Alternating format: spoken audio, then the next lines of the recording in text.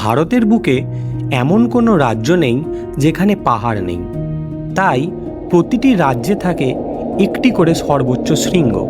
তেমনি ঝাড়খণ্ড রাজ্যের সর্বোচ্চ শৃঙ্গ পরেশনাথ।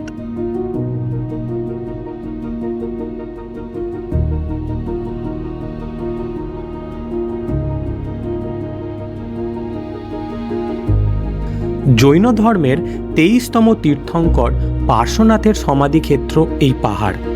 সমুদ্রপৃষ্ঠ থেকে প্রায় 1350 মিটার অর্থাৎ 4430 ফুট উচ্চতায় অবস্থিত পার্শ্বনাথের সমাধিক্ষেত্র ঘিরে গড়ে ওঠা এই মন্দির, যার নাম অনুসারে এই পাহাড়ের নামকরণ হয় পরেশনাথ পাহাড়।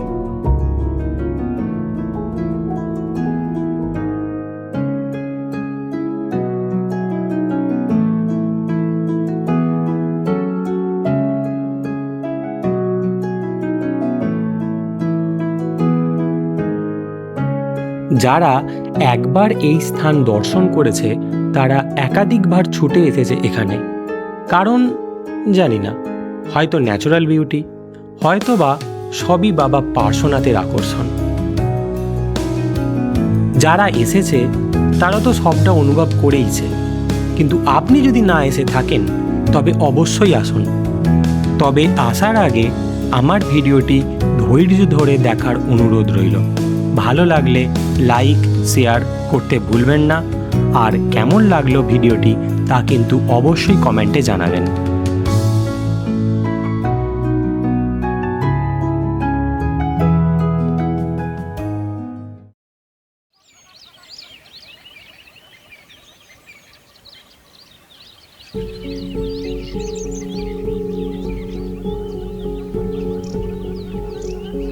আপ ডাউনে 18 কিলোমিটার এই ট্রেকিং শুরু হয়েছিল সকাল সকাল জঙ্গলে ঘেরা রাস্তা, আর রাস্তার পাশে কিছু মাটির বাড়ি, আর সঙ্গে পাখির কলতান দিয়ে।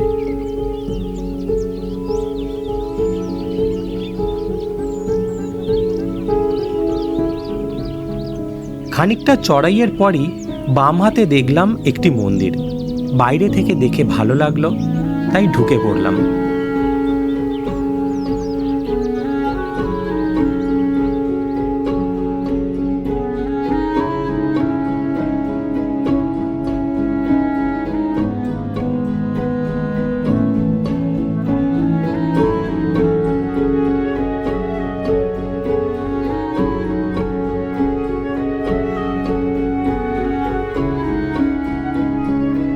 এখানে খানিকটা সময় কাটানোর পর আবার পথ চলা শুরু। আবার সেই কুঁড়ে ঘর আর ছোটোখাটো দোকান।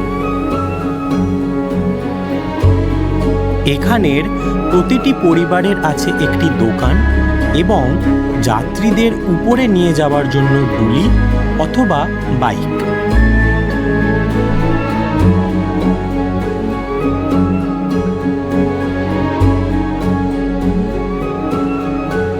কি ভাবছেন, ডুলি নিয়ে যাত্রী বহন তো দেখেছেন, কিন্তু বাইক নিয়ে সিঁড়ি ভেঙে ওপরে যাওয়া?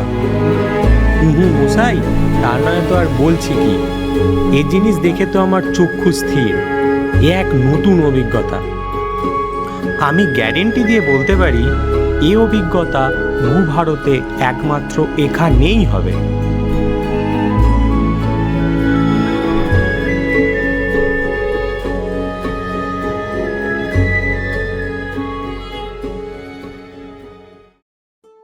প্রকৃতির শোভা উপভোগ করতে করতে জঙ্গলের মধ্য দিয়ে ট্রেকিং, তাও আবার কলকাতার এত কাছে, আমরা কখনো ভাবতে পারিনি, কিন্তু এটাই বাস্তব।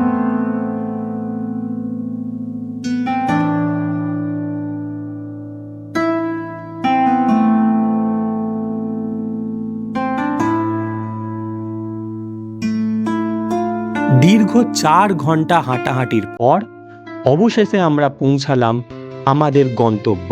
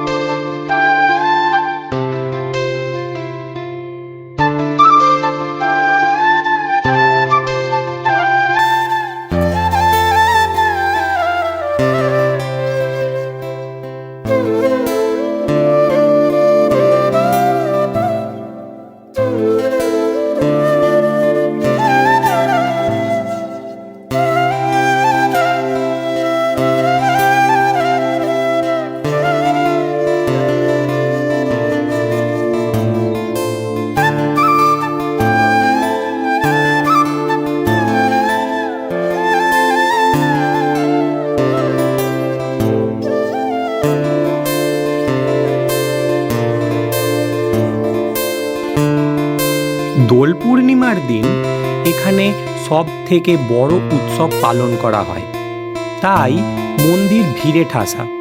ভিতরে এত ভক্তগণ যে কিছু ভক্ত বাইরেও প্রার্থনা করতে বাধ্য হচ্ছিল।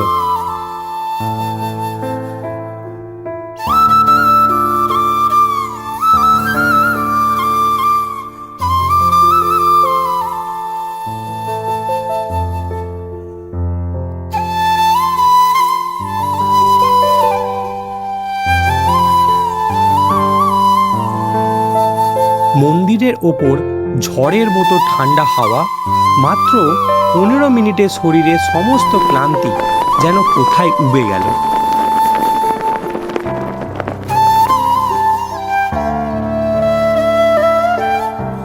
মন্দিরে যাবার দুটি রাস্তা, একটি ধরে উঠেছি এবং অন্যটা ধরে নেমেছি। আসা যাওয়ার মাঝে আরও অনেকগুলি পাহাড়ের চূড়োর ওপর আছে অন্যান্য মনীষীদের সমাধিস্থল। এইগুলি প্রত্যেকটি একটি একটি সমাধিস্থল।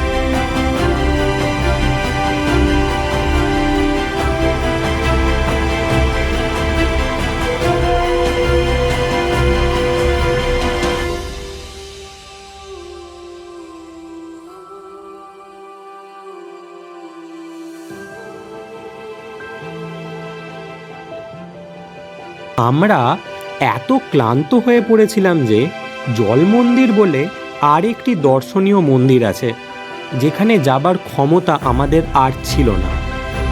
আপনারা তো আমাদের মতো দুর্বল না, আপনারা কিন্তু অবশ্যই দেখবেন।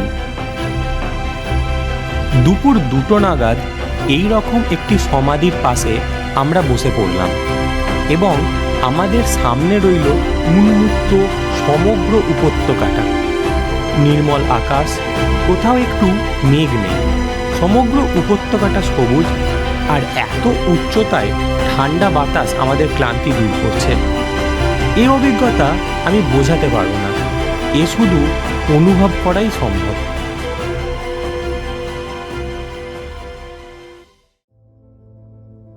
আমরা যখন নেমে এলাম তখন সন্ধ্যা হয়ে এসেছে। যে উপত্যকাটা সবুজে মোড়া ছিল সেটাই এখন বিভিন্ন লাইটে সুসজ্জিত। প্রতিটি আশ্রমে চলছে উৎসব, বিলি হচ্ছে খাবার দাবার, আর চলছে লোকাল ভক্তিগীত।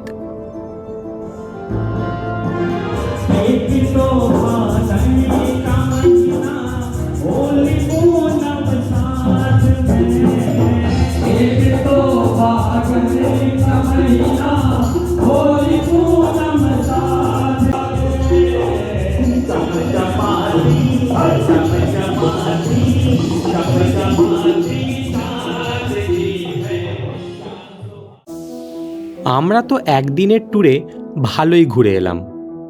পরেশনাথ আসার ইচ্ছা থাকলে হাওড়া থেকে ট্রেন ধরে সোজা পরেশনাথ স্টেশন, সেখান থেকে গাড়ি ভাড়া করে চলে আসুন পরেশনাথ, আর উপভোগ করুন সবুজে মোড়া এক অনবদ্য ট্রেকিংয়ের।